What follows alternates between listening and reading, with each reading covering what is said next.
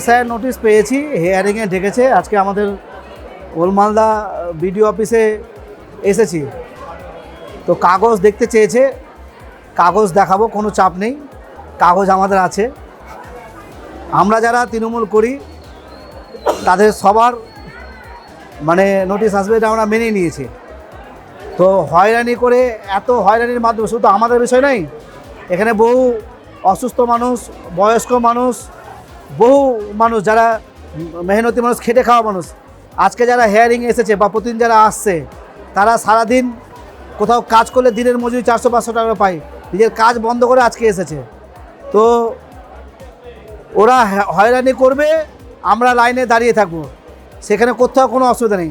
আমাদের উপরে যিনি আছেন, আমাদের মানবিক মুখ্যমন্ত্রী মমতা ব্যানার্জি আছেন, এই জন্যই চাপ নেই। তো যতই করো হামলা, আবার জিতবে বাংলা। তো মানুষ জবাব দেওয়ার জন্য দাঁড়িয়ে আছে। এই যে লাইন দাঁড় করেছে না, 2021-এর আগেও দাঁড় করিয়েছিল লাইনে, আবার লাইনে দেখেছে মানুষ, লাইনে দাঁড়িয়ে আবার উত্তরটা দিবে। চতুর্থবার জন্য মুখ্যমন্ত্রী মমতা ব্যানার্জি হবে, ওটা নিয়ে চাপ নেওয়ার কিছু নেই। ভুল থাকা, ভুল না থাকা, হ্যাঁ, কারো হয়তো 4টে সন্তান আছে, তাকে নোটিশ করছে তার 8টা সন্তান আছে বলে দেখাচ্ছে, ম্যাপিং করে দিয়েছে। এখন কি করেছে ওনারা, সেটা ওনারাই জানেন, ঠিক আছে। না, আমাদের তো বলছে যে ভুল আছে, তো কাগজ সাবমিট করলাম। শুধু তো আমার না, আমাদের শুধু আমার একার বিষয় নেই, আমাদের টোটাল মিউনিসিপ্যালিটির, আমার ওয়ার্ডের, আমি যে ওয়ার্ডের জনপ্রতিনিধি 2 টার্মস, সেই জায়গার প্রতিটা মানুষকে দায়িত্ব সহকারে নিয়ে আসা, এবং সেটা নিয়ে আমাদের ছেলেরা, আমাদের BLA 2 যেভাবে কাজ করেছেন, এবং আমাদের তৃণমূলের কর্মীরা, যেটা আমাদের মাননীয় সাংসদ, আমাদের দলের সেনাপতি যে ওয়ার্ডে ওয়ার্ডে সহায়তা কেন্দ্র খুলেছেন, প্রতিটা ওয়ার্ডে যেভাবে কাজ করেছেন, সেভাবেই মানুষের সাথে থেকে, মানুষের পাশে থেকে, অন্য কোনো দলকে মানুষ দেখতে পায়নি, দেখতে পেয়েছে শুধু তৃণমূল কংগ্রেসের কর্মীদেরকে, অন্য কোনো দলকে কিন্তু দেখতে পায়নি।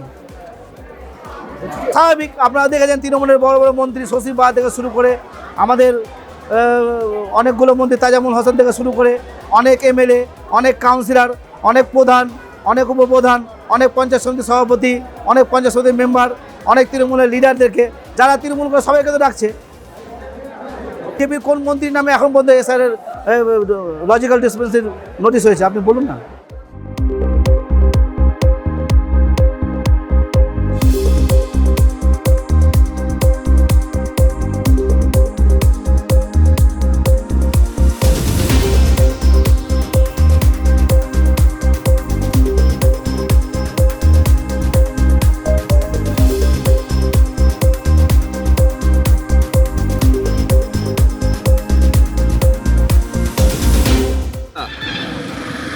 ওলমালদা পৌরসভার ভাইস চেয়ারম্যান নাকি ক্ষুব্ধ এসআইআর নিয়ে, তিনি বলছেন মানুষকে হয়রানি হতে হচ্ছে।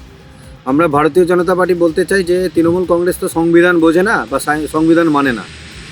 এই দেশে বাস করতে গেলে সংবিধান এই দেশের মানতে হবে। মমতা ব্যানার্জিকে বলতে চাই ভারতীয় জনতা পার্টি, অন্য যে কোনো দেশে প্রবেশ করতে গেলে ভিসা পাসপোর্ট লাগে। আর মমতা ব্যানার্জি এখানে ভোর হলো দৌড় হলো রোহিঙ্গারা আসরে করে রেখেছে যে শুধুমাত্র ভোট ব্যাংকের জন্য, আর রোহিঙ্গাদের ব্যবহার করা, এটা কিন্তু পশ্চিমবঙ্গের মানুষ এসআইআর হওয়ার পর বুঝে নিয়েছে। আমরা ভারতীয় জনতা পার্টি ধিক্কার জানাই, এবং যারা ওপার বাংলা থেকে এসে এপার বাংলায় ভোট ব্যাংকের জন্য যাদেরকে ব্যবহার করতে হচ্ছে, তাদের নথি দেখাতে হবে, আর যদি নথি না দেখায় তাহলে তাদেরকে কিন্তু ভোটার তালিকা থেকে তাদের বাদ পড়বে। ভারতীয় জনতা পার্টি দক্ষিণ সাংগঠনিক জেলার সাধারণ সম্পাদক বিশ্বজিৎ রায়।